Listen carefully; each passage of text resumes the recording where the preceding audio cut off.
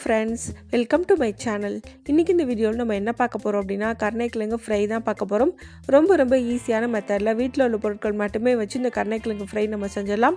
வாங்க இந்த கருணைக்கிழங்கு ஃப்ரை எப்படி பண்ணுறதுன்னு வீடியோவில் பார்க்கலாம். அதுக்கு முதல்ல ஒரு கடாயில் தண்ணி நல்லா கொதிக்க வச்சுக்கோங்க. அடுத்து ஒரு 1/4 கிலோ அளவுக்கு கருணைக்கிழங்க தோலை சீவிட்டு நான் சின்ன பீஸாக கட் பண்ணிவிட்டு கழுவிட்டு எடுத்து வச்சுருக்கேன். அதை கொதிக்க வச்சு தண்ணியில் ஆட் பண்ணிக்கலாம். அது கூடவே 1/4 ஸ்பூன் அளவுக்கு மஞ்சள் தூள், 1/4 ஸ்பூன் அளவுக்கு உப்பு சேர்த்துக்கங்க.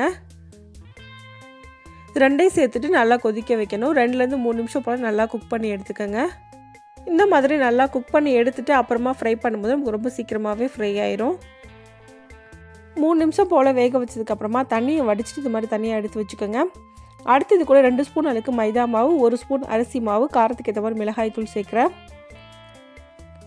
நான் இன்றைக்கி 1 ஸ்பூன் அளவுக்கு மிளகாய் தூள் சேர்த்துருக்கேன்.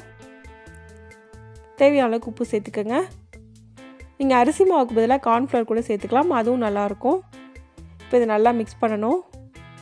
இந்த கருணைக்கிழங்கு ஃப்ரையை நீங்கள் மைதா மாவு, கார்ன்ஃப்ளவர், இல்லை மைதா மாவு, அரிசி மாவு, கடலை மாவு எது வேணாலும் வச்சு பண்ணலாம். இல்லை வெறும் மைதா மாவு வச்சு பண்ணாலும் டேஸ்ட் நல்லா தான் இருக்கும்.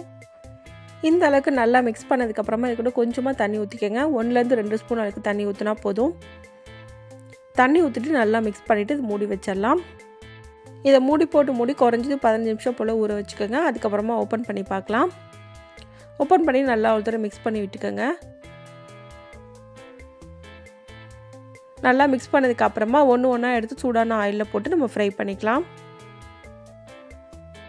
அடுப்பை மீடியம் ஃப்ளேமில் வச்சு ஃப்ரை பண்ணிக்கோங்க. இந்த கருணைக்கிழங்கு ஃப்ரையில் உங்களுக்கு தேவைப்பட்டால் நீங்கள் கொஞ்சமாக இஞ்சி பூண்டு பேஸ்ட் கூட ஆட் பண்ணிக்கலாம், அதுவும் டேஸ்ட் நல்லா தான் இருக்கும். எல்லாத்தையும் ஆட் பண்ணதுக்கப்புறமா 2 பக்கமும் நல்லா குக் பண்ணி எடுத்துக்கோங்க. ஒரு பக்கம் வெந்ததுக்கப்புறமா அடுத்த பக்கம் திருப்பி போட்டு நல்லா கோல்டன் கலரில் குக் பண்ணி எடுக்கணும்.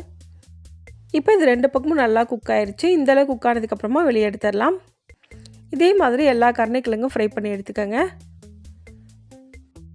இந்த கருணைக்கிழங்கு ஃப்ரையை நீங்கள் இதே மெத்தடில் செய்யும்போது இது எல்லா விதமான ரைஸ்க்கும் ரொம்ப நல்ல காம்பினேஷனாக இருக்கும். டேஸ்ட்டும் ரொம்பவே நல்லாயிருக்கும். இப்போ நமக்கு ரொம்ப ஈஸியான கருணைக்கிழங்கு ஃப்ரை ரெடி ஆயிடுச்சு. இந்த ரெசிபி செய்கிறது ரொம்ப ஈஸி. வெறும் 3 பொருட்கள் இருந்தால் போதும், ரொம்ப ஈஸியாக நம்ம இதை செஞ்சிடலாம். டேஸ்ட்டும் ரொம்பவே நல்லாயிருக்கும்.